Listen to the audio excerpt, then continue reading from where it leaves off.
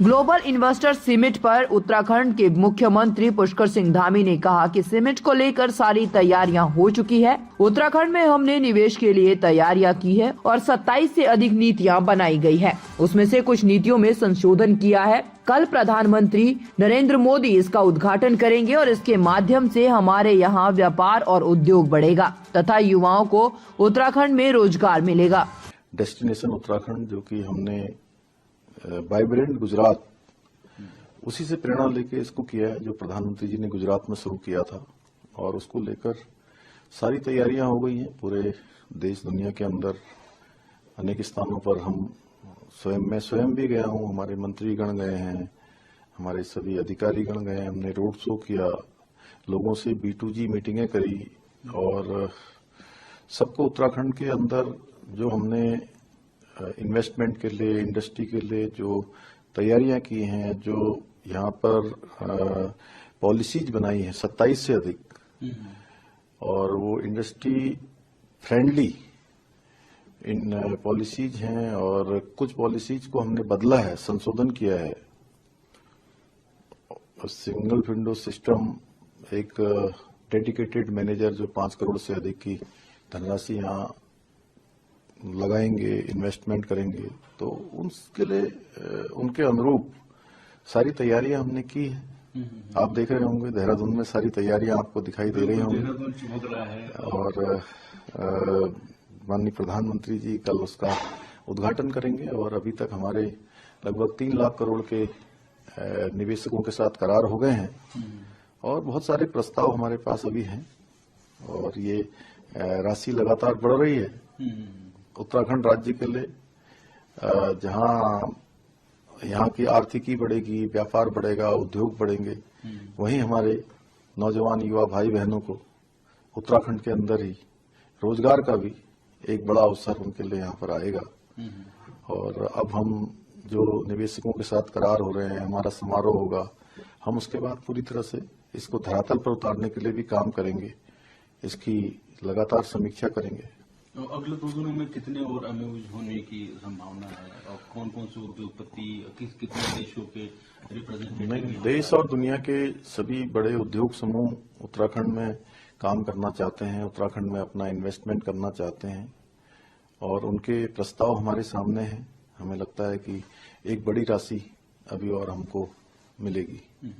किस सेक्टर में अगर ये एमओयू जो धरातल पे आते हैं, इम्प्लीमेंट होते हैं, तो कौन कौन से सेक्टर हैं जो लाभान्वित होंगे? उत्तराखंड के लोगों को क्या फायदा हो? उत्तराखंड के लोगों को एक तो उनकी आर्थिकी, व्यापार बढ़ेगा, हमारे नौजवान युवा साथियों को रोजगार मिलेगा और साथ ही ऑटोमोबाइल का सेक्टर है, टूरिज्म का सेक्टर है, लॉजिस्टिक का सेक्टर है, इलेक्ट्रॉनिक्स का है, फार्मा सेक्टर है, एडवेंचर टूरिज्म है, एग्रीकल्चर में प्रोसेसिंग का है, हॉर्टिकल्चर है और हेल्थ एजुकेशन के सेक्टर हैं। सभी सेक्टरों में लोग आ रहे हैं। रियल एस्टेट का सेक्टर है और अपार संभावनाएं उत्तराखंड के अंदर है क्योंकि 7000 एकड़ का लैंड बैंक हमने बनाया है।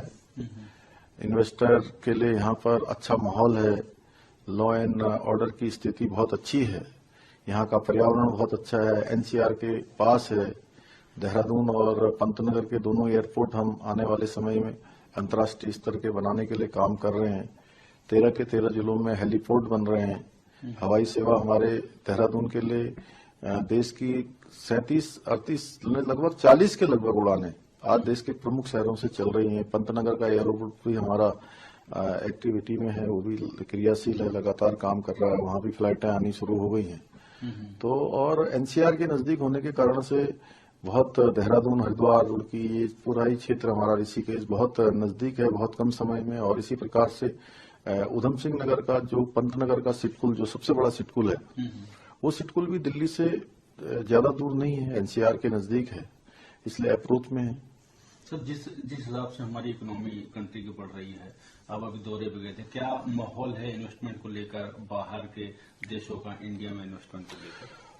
अभी देखिए, जिस प्रकार से कोरोना महामारी में पूरी दुनिया अव्यवस्थित हो गई, हमारे प्रधानमंत्री मोदी जी के नेतृत्व में आज पूरी दुनिया ने भारत का लोहा माना है। भारत की जो अंदर मैनेजमेंट हुआ है और भारत ने जिस प्रकार से अपना मैनेजमेंट किया, अपने साथ साथ दुनिया के दूसरे देशों की मदद करी। G20 की अभी हमारे यहाँ समिट हुई और वो जिस प्रकार से सफल हुई, उसके अंदर जिस प्रकार से रेजुलेशन पास हुए, नए लोगों को उसमें शामिल किया गया, सारे देशों को एक मंच पर लाया गया, तो भारत की ख्याति पूरी दुनिया के अंदर बढ़ी है। और पूरी दुनिया आज हर क्षेत्र में और विशेषकर व्यापार के क्षेत्र में तो भारत के अंदर ही सुरक्षित एक फ्यूचर देख रही है, इसलिए भारत के अंदर आना चाहते हैं। और वो दिन दूर नहीं है जो हम आज 11वें नंबर से 5वें नंबर की अर्थव्यवस्था बन गए हैं, 3रे नंबर की बन जाएंगे और आने वाले समय में हम विश्व गुरु और जगत गुरु के जो हमारा स्थान है, उस स्थान को आरूढ़ करेगा। और हमारे प्रधानमंत्री जी के नेतृत्व में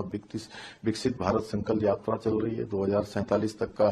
ये जो हमारा कर्तव्य काल में कह सकता हूँ, इस अमृत काल को, अमृत काल चल रहा है और हर देशवासी के अंदर उसके अंदर एक भाव जागृत हुआ है कि देश के लिए काम करना है, देश को दुनिया का सिरमौर बनाना है। Thank you sir. धन्यवाद।